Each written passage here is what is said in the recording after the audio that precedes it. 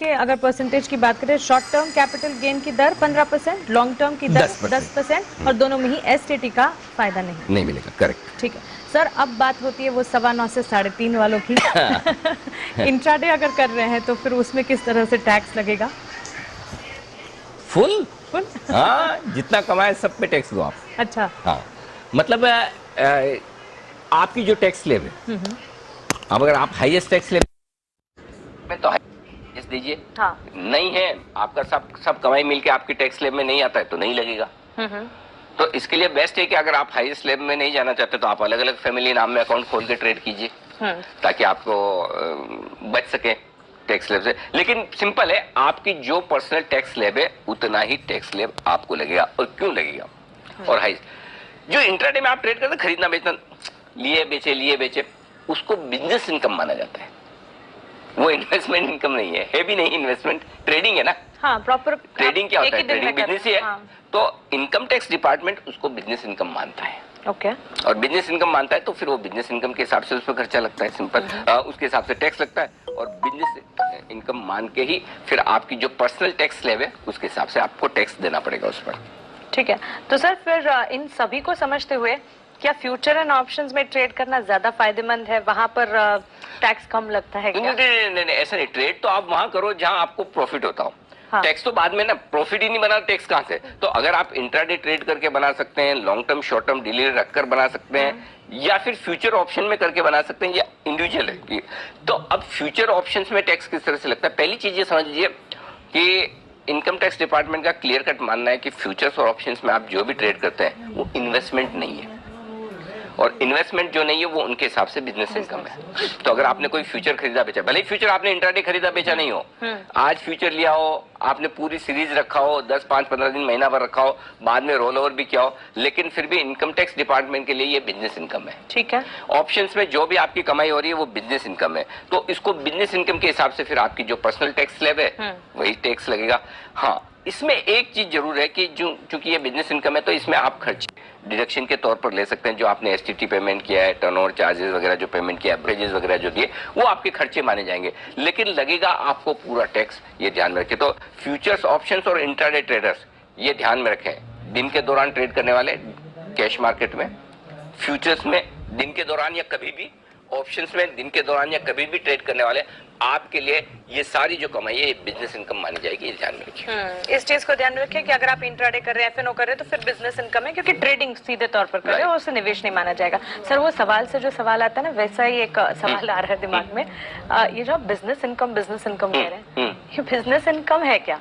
और अगर business income है तो क्या बिजनेस खर्चे भी हैं? और यहाँ पर फिर किस तरह से टैक्स होता है? हाँ, बिल्कुल, ये अच्छा सवाल है। ये समझना जरूरी है कि आमतौर पर लोग समझते हैं मैं तो इन्वेस्ट कर रहा हूँ, खरीद रहा बेच रहा हूँ, मैंने लिया था आज कि रखूंगा मैं 2 महीने तक, लेकिन आज ही 10% बढ़ गया, मैंने बेच दिया, तो ये बिजनेस इनकम कैसे हुई? मैं तो इन्वेस्टर हूँ, भले मैंने इंट्राडे। ये आप सोचते हैं, मैं सोचता हूँ, मैं भी मान लूं, लेकिन इनकम टैक्स डिपार्टमेंट ऐसे मानता नहीं है और इस पर डिस्प्यूट बहुत होते हैं। तो आप ये समझ के चलें कि जो आपने तुरंत कर दिया वो बिजनेस इनकम है, यानी कि इंट्राडे ट्रेड और एफएनओ ट्रेड आपके बिजनेस इनकम है। अब चूंकि बिजनेस इनकम है तो बिजनेस इनकम में आपको खर्चे भी मिलेंगे। अब एसटीटी, मैंने कहा कैपिटल गेन में से एसटीटी का बेनिफिट नहीं मिलता, लेकिन बिजनेस इनकम में इंट्राडे ट्रेड्स में, एफएनओ ट्रेड्स में एसटीटी का बेनिफिट मिलेगा। लेकिन कैसे मिलेगा? ये खर्चा है, आपका टैक्स में से कम नहीं होगा, कमाई में से कम होगा। दोनों में फर्क है। टैक्स में से कमाई से कम होने में फर्क है। टैक्स तो कमाई पे, पूरी कमाई आ जाने के बाद आपकी टैक्स स्लैब के हिसाब से आता है, तो वो तो अगर टैक्स से सीधा कम हो जाए तो बहुत हो जाएगा। टैक्स आपका कम हो जाएगा। लेकिन इसको खर्चे के तौर पर आप, चाहे वो ब्रोकरेज हो, चाहे एसटीटी का पेमेंट हो, टर्नओवर चार्जेस हो, सेबी चार्जेस हो, ये सब उसमें से घटा सकते हैं। अगर दूसरे खर्चे, जैसे आपने एफएनओ के लिए भी ब्याज पर पैसा लेके आपने इन्वेस्ट किया, इंट्राडे के लिए भी आप ब्याज पर पैसा लेके इन्वेस्ट कर रहे हैं, तो ब्याज का जो खर्चे उसको भी आप खर्चा मान सकते हैं। अगर बिजनेस इनकम है और उस बिजनेस इनकम को कमाने के लिए आपने कंप्यूटर वगैरह खरीदे हुए हैं, कुछ इलेक्ट्रिसिटी बिल, तो आप उसको बिजनेस इनकम में जो बिजनेस खर्चे की तरह जो आप ले सकते हैं बेनिफिट, वो इसमें ले सकते हैं। तो ये आप ध्यान में रखिए। लेकिन इसके साथ ही एक और इंटरेस्टिंग चीज है, जो चैप्टर 6A के डिडक्शन की हम बात कर रहे थे, जो आमतौर पर कैपिटल गेन में नहीं मिलता, वो यहाँ डिडक्शन मिलेंगे। जब अगर बिजनेस इनकम है तो इसके सामने आप इन्वेस्ट करके अपना टैक्स बचा सकते हैं। तो ये बेनिफिट है जो आप बिजनेस इनकम के तौर पर सामने खर्चे डालकर ले सकते हैं। तो कमाई के सामने आपको ब्याज का भी डिडक्शन मिलेगा, आप इन्वेस्ट करके टैक्स भी बचा सकते हैं, एसटीटी और बाकी खर्चों का भी बेनिफिट मिलेगा। लेकिन आपको जो टैक्स आएगा वो आपकी जो भी कंपनियां हैं तो कंपनियों की जो दर है उस हिसाब से टैक्स लगेगा। इंडिविजुअल नाम में आपने किया है ट्रेड तो आपकी जो टैक्स ले आती है उसके हिसाब से आपको टैक्स देना पड़ेगा। ठीक है, तो तुरंत ट्रांजैक्शन कर रहे हैं उसे फिर बिजनेस इनकम माना जाना चाहिए। हाँ, मतलब इंट्राडे ट्रांजैक्शन या एफएनओ के ट्रेड्स। ठीक है, तो सर फिर ये तो हुई इक्विटी मार्केट्स की बात, पर अगर हम डेट की बात करें, डेट की कमाई पर किस तरह से कहाँ पर टैक्स लगता है? कोई खास फर्क नहीं है, लेकिन दो बड़े फर्क हैं फिक्स इनकम में और इक्विटी में। देखिए, इक्विटी में शॉर्ट टर्म होता है, 1 साल के भीतर आपने शेयर लेके बेच दिया, 1 साल से ज्यादा रखा लॉन्ग टर्म। हाँ। फिक्स इनकम में डेट में चाहे वो म्यूचुअल फंड या सीधे आप बॉन्ड डिवेंचर खरीदें, 3 साल के पहले अगर आपने बेच दिया तो शॉर्ट टर्म और 3 साल के बाद लॉन्ग टर्म। तो यहाँ लॉन्ग टर्म शॉर्ट टर्म की डेफिनेशन बदल गई, उधर 1 साल है इधर 3 साल है शॉर्ट टर्म। 3 साल से ज्यादा रखेंगे डेट तो ही लॉन्ग टर्म होगा, पहली बात। तो पहला बदलाव तो ये। दूसरा बदलाव ये है कि अगर आपने शॉर्ट टर्म में 3 साल में लेके बेच दिया, चाहे वो म्यूचुअल फंड हो, डेट फंड या कोई बॉन्ड हो, तो आपको लगेगा जो short term capital gain tax वो लगेगा आपकी पर्सनल स्लेब के अनुसार लगेगा। इक्विटी में शॉर्ट टर्म कितना लगता है? 15%। डेट में 15% नहीं है। अच्छा, डेट में आपकी जो पर्सनल स्लेब है उसके हिसाब से लगेगा। तो पहली चीज तो है कि 1 साल नहीं 3 साल के भीतर आप बेचते हैं तो भी शॉर्ट टर्म है और आपकी जो स्लेब उस हिसाब से लगेगा। ये ध्यान में रखना बहुत जरूरी है। तो इसमें थोड़ा टैक्स ज्यादा आता है, ये शॉर्ट टर्म में यहाँ नुकसान है डेट में। अच्छा, तो डेट की कमाई पर भी आप short term capital gain tax और लॉन्ग टर्म भी लगेगा? हाँ, लगेगा, शॉर्ट टर्म भी और लॉन्ग टर्म भी। शॉर्ट टर्म आपकी जो स्लेब है उस हिसाब से लगेगा, न कि 15%। इक्विटी और डेट में ये फर्क है। और लॉन्ग टर्म में भी फर्क है। लॉन्ग टर्म में क्या फर्क है? 2।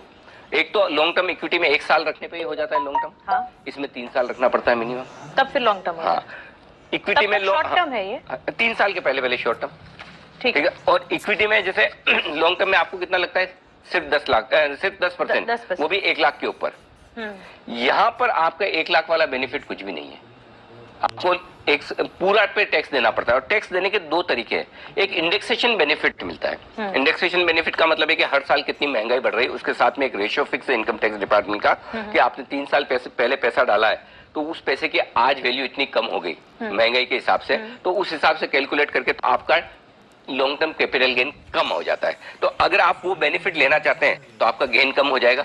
गेन कम होने पर आपको देना होगा 20% टैक्स इंडेक्सेशन बेनिफिट के साथ। ठीक है। और अगर आप वो इंडेक्सेशन बेनिफिट नहीं लेना चाहते हैं, स्ट्रेट आप लॉन्ग टर्म कैपिटल देना चाहते हैं तो 10% दे दीजिए। तो आपके लिए एक बढ़िया मौका है, दोनों कैलकुलेट करके देख लीजिए, जिसमें आपका टैक्स कम आ रहा हो वो ले लीजिए।